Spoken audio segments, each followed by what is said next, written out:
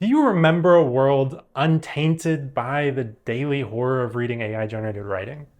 Just like the cell phone and social media, it's an irreversible technological step that permanently degrades the human experience. I'm saying this as a proponent of AI, but there is something really bad about its writing, and I set out to nail down exactly what it is. With writing so commonplace, it's easy to forget what it actually is. 100,000 years ago in the archaeological record, there's this explosion of crafted jewelry, cave painting, ceremonial, intentional burials, things that indicate abstract and symbolic thought. Humans become the first and only animal ever with a complex expressive spoken language. It lets us coordinate well, it lets us form those symbolic thoughts, and most powerfully, pass down complex knowledge from generation to generation, far beyond what other animals can do through learning by imitation and other simple techniques. We become forever linked into this continuous chain of culture and progress, accomplishing far more as a species than any individual ever could in their own lifetime. Contemplate for a moment how powerful our language capacity is. The second best known language is from our friends, the bees. If they find a rich food source, then upon returning to the hive, they perform a waggle dance. The angle, length, and enthusiasm of the dance correspond to the direction, the distance, and the quality of the pollen or nectar. The number of possible communications is infinite, but limited to expression about where food is. That's second best.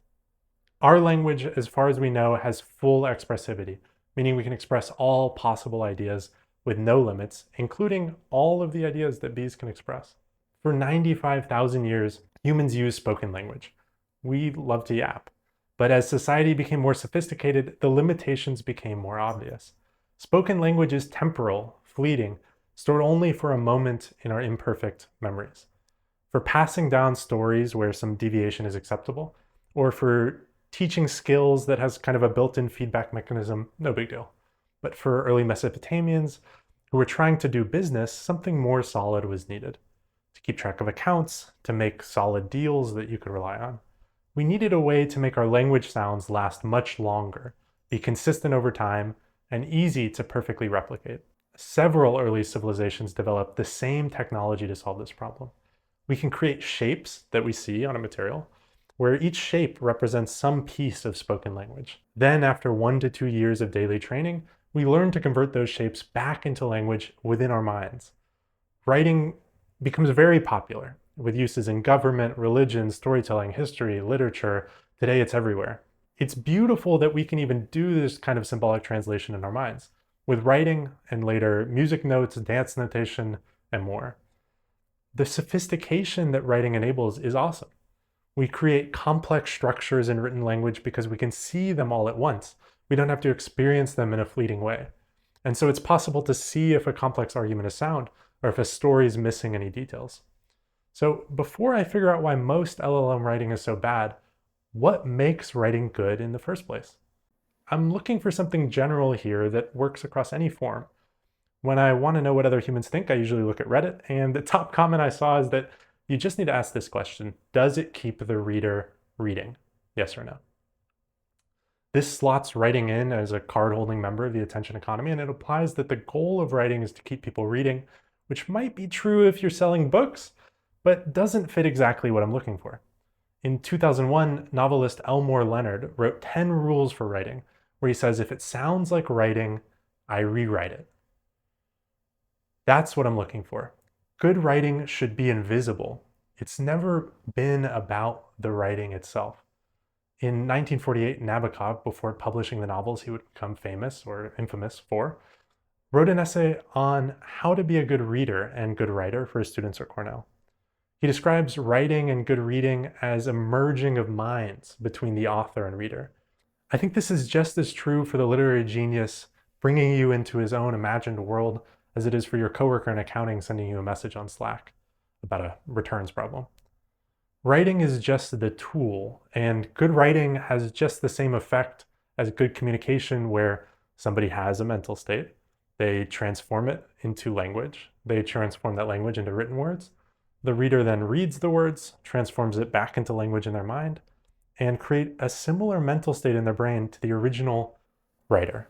When looking at good writing, this process is seamless. We're not seeing the writing, we're understanding the meaning. Large language models are trapped in the world of written language. Based on the transformer architecture, they don't have rich internal states that evolve over time, like the much harder to train recurrent models. The decoder-only transformer architecture powering most LLMs takes in a series of words, converts them into a coordinate representing a place in a high-dimensional space where directions correspond to differences in meaning, and then performs some calculations on those coordinates to move them to the area where the most likely next word is, and then convert back from the coordinate to the closest real word. I'll cover this in more detail in the future, but you can write everything that a transformer does as an equation that's static in time and has no evolving internal state from one pass to another. That doesn't really get at the way they're used in practice to generate writing though, which is that a person who has some intention, some mental state, writes a pretty small number of words. Studies show that average prompt size is shockingly small, which is fed into the LLM that has very little information about that person, their life, their situation, their business, their job. The LLM then generates likely next words based on really the average of everything that it saw in its training data, usually some large part of everything on the internet. This lack of context really obscures what the initial intent was. I ran an experiment where I generated a bunch of situations with an LLM, about 1,000 words each, family related or work related. Of course, 1,000 words can't get anywhere near the real depth and complexity of our lives, but it's a little bit of complexity. These situations all involve needing to shoot a message to another person. I told an LLM, let's call them the person, that they were in that situation and gave them access to another LLM, let's call this the chatbot, which they could chat with for help writing the message. After the person finished and sent their text, I asked the chatbot to describe what the person's situation was. I then had another LLM, the judge, which compares the chatbot's description to the real original situation and ranks how much it matched out of 10. I ran several trials while varying how many words the person could send to the chatbot per message. Unsurprisingly, the less words the person could send per message, the worse the chatbot understood the situation. With messages of 40 words or less, the chatbot had a strong understanding of the situation less than 50% of the time. This is even considering that the person could have sent more of the smaller messages. They weren't limited by the amount of messages they could send. Interestingly, for the chatbot to understand the situation, the person would have had to type more words into it than they would have in their final message anyway. So I imagine this rarely happens in practice. For most of the LLM-generated writing that I see, I think it goes through a super lossy compression where a person has a mental state, they convert it into language in their mind, they convert that into a relatively small amount of text that they type into the LLM. The LLM takes that text and converts it into a larger amount of text based on the average of all the human text it's ever seen. This introduces huge outside noise. Then I read the output of the LLM after being sent it or seeing it online. I convert it back into language in my mind, but too much information has been lost in the process for me to convert it back into the mental state of the writer. I don't get the message from the writer because it's too dilute, lost by putting something without a mind in the loop. We all remember playing the game of telephone, and that's with passing on 100% of the context, just the exact word or phrase. This is especially the case for day-to-day situational writing. The literary side may be going in another direction. In 2024, two researchers at the University of Pittsburgh were investigating whether people preferred AI versus human poetry. They showed participants who were not experts in poetry 5 poems by a human author and 5 AI-generated poems in the author's style. Participants not only failed to identify which poems were which, but they also rated the AI-generated poems more favorably. See if you can tell which is which in the style of Sylvia Plath, read by Sanaya so as to be double-blind. Poem A. From my rented attic with no earth to call my own except the air motes, I malign the leaden perspective of identical gray brick houses, orange roof tiles, orange chimney pots, and see that first house as if between mirrors, engendering a spectral corridor of inane replicas, flimsily peopled. But landowners own their cabbage roots, a space of stars, indigenous peace. Such substance makes my eye full of reflections a ghost's eye full, which, envious, would define death as striking root on one land tract, life its own vaporous wayfarings. Poem B.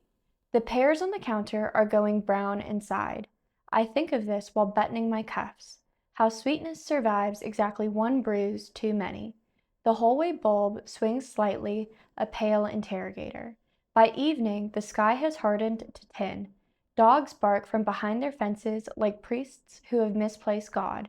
I walk home carrying flowers wrapped in paper, their stems leaking green blood through my sleeve. Even the river looks stitched shut. Tonight the stars appear one by one, small surgical lights, above the operating table of the world. Poem A is the real Sylvia Plath poem, and poem B is AI generated. There are flaws in the study that are beyond the scope of this video, but a few days ago, a story that many suspect to be AI generated, The Serpent in the Grove, won the Commonwealth Short Story Prize above more than 7,000 entrants for the Caribbean. Outside of the ethical considerations of submitting an AI generated piece of writing to a human intended writing competition, this got me wondering if the real issue is that as a reader, I've closed myself off to anything with the traces of AI. I will admit I picked a pretty easy example for the poem comparison, and when I ran my own experiment on myself double blind, I was disappointed that I did not accurately determine AI generated versus human poetry much better than chance when being read it. I think part of the problem is that a few years ago, if something looked a lot like good writing, I could be sure that some human, maybe a human with bad intentions, but some human with a real idea or real intention had put their own words down to communicate something. Many looked at writing as an elevated form of thinking. I remember being surprised if I read a social post that was well written but made no sense. This person is crazy, I would think. Now I have no inherent trust or respect for stuff that looks like good writing. A few days ago, I saw some AI writing that I did think was good by Randy Roberts, with no vowels. The absence where grandmother once hummed has grown gentle. No longer sharp-edged but soft as worn velvet, what was once a wound now breathes quietly in the spaces between my ribs, transformed into something luminous and accepting. I carry her memory like light carries itself, effortlessly, without struggle. Part of the appeal was the way that he generated it. Back in March, Meta released the Tribe V2 model for predicting brain activity. It was trained on a dataset of more than 1,000 hours of fMRI data from 700 participants, shown images, podcasts, videos, and text. You feed audio, images, or text to the model, and it creates a prediction of what a person's brain activity would be in 70,000 different points within the brain. Because of how noisy fMRI data can be, Tribe's predictions correlate just about as much with real brain activity as a prior fMRI would when shown a given input. Randy Roberts ran WC's piece Claire de Lune through the model, got the predicted brain activations, and then generated a bunch of LLM writings, running them through the model to see which created the most similar brain activations, then picking the best and generating a few variations of them. After a few cycles, he found the one I just read creates brain activations with a 90% cosine similarity. I want to acknowledge the fact that a company whose product is basically the modern day opium, engineered to be as addictive as possible, would create a model to predict brain activity is apocalyptic. Companies are already popping up offering this as a marketing product. We're early, but a future where we move from lagging viewership metrics to leading brain activity predictions to determine how to make content maximally attention grabbing seems inevitable. For better or worse, in 5 years, if not already, if Mr. Beast isn't predicting how your child's brain is going to respond to his video hook before releasing it, he will be leaving money on the table. I ran my own version of the Randy Roberts experiment. I chose the first 10 seconds of the guitar riff and verse and music video of Mr. Brightside, take a more positive view on the situation. I made one change to his experiment and masked out parts of the brain that I knew activate differently just because of the modalities, mainly the visual and auditory cortex. And after 50 generations, I got the nightlight breathed into root hush, its glow threading through vein song, hush, hush, not lost, only gathering. The cradle rocked in moon sigh, each slat a syllable spun from ash to breathe, to the hum beneath skin, and the walls, learning how to hold light, opened with a quiet older than word, folding the child whole from dark, from echo, from the pause before pulse, before form, before silence, first dreamed her name, unbroken, unasked, becoming. which had more than a 90% cosine similarity, but I didn't like it much at all. It did get me thinking though, the brain activations are like the hidden representations of our internal state. Quick note, I found that if you ask GPT 5.5 to generate a random paragraph expressing a mood, it will reference a laundromat 90% of the time. You can try this for yourself. I don't know exactly why this is, but it meant that I couldn't use it for the experiment unless I wanted the output to always reference a laundromat. I realized that I could use a multimodal LLM, one that can take in both images and text, to perform a similar experiment, but using the LLM's internal layers as the feeling to match. This would solve one of the big problems I had with the tribe experiment, which is that it was slow and expensive, at least on the A100 powered Google Colab notebook where I was running it. This time I'm going for a poem that matches the vibe of an image. At Dreamworld at the Philadelphia Museum of Art this January, I saw the Fireside Angel, a Max Ernst painting from 1937, reflecting on the rise of fascism in Europe. He commented, "The Fireside Angel is a picture I painted after the defeat of the Republicans in Spain. This is, of course, an ironical title for a kind of clumsy oaf which destroys everything that gets in the way." That was my impression in those days of the things that might happen in the world, and I was right. We all know what the next decade looked like in Europe. The colors and the force of the work stuck with me. I picked the Qwen 2.5 VL 7 billion parameter instruct model because it's a non-mixture of experts model and can comfortably run on an A100 GPU. And it has a vision encoder so that it can process both images and text. I fed in the painting with the prompt, "In one word, what does this feel like?" I hypothesized that this would lead to the model putting the vibe of the image into the final token at some of its middle layers. To confirm this, I ran a few phrases through the model, some intentionally designed to resonate with the image, others totally unrelated, and I measured which layers had the greatest divergence. That turned out to be layer 26.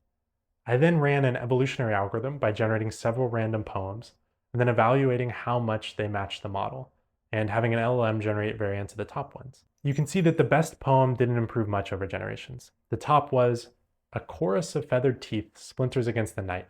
Spine cells rise like shuddering coral. The wind swallows a chorus of croaking suns, and I ride the shuddering echo." 0.9446 cosine similarity. Not a bad fit. Since the evolutionary algorithm didn't improve the initial poems much, I took another step. I computed the gradients of the cosine similarity score with respect to each token's embedding and asked the LLM to replace the most impactful words with even stronger words with the same directional meaning and valence. A couple swaps got us to "A chorus of feathered teeth splinters through the night. Spine sails rise like shuddering coral. The wind swallows a chorus of croaking suns, and I ride the shuddering echo," which got us to 0.9475. Here's a visualization of the top poems. You can see them clustering around the painting. These appeal to me more than typical LLM writing because I can sense some purpose behind them. It's vibe-based writing, similar to an abstract painting. But the consistency and significance in human writing comes from real-world experience. Human words are coherent because they're grounded in a real universe. LLM outputs can't approach the same depth and consistency because they aren't really grounded in anything. Ultimately, I don't have a fix or catch-all solution for how to live in a world where the majority of written language is no longer created by humans. I did build a Chrome extension that takes every LinkedIn post and message and asks an LLM whether it seems likely to have been written by an LLM, and if so, it replaces it with their best guess as to the prompt.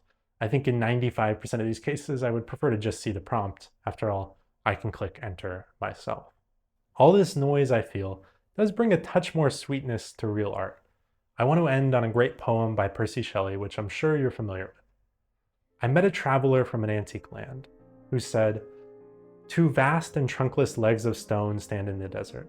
Near them, on the sand, half sunk a shattered visage lies, whose frown and wrinkled lip and sneer of cold command tell that its sculptor well those passions read, which yet survive stamped on these lifeless things. The hand that mocked them and the heart that fed. And on the pedestal these words appear, My name is Ozymandias, King of Kings. Look on my works, ye mighty, and despair. Nothing beside remains. Round the decay of that colossal wreck, boundless and bare, the lone and level sands stretch far away."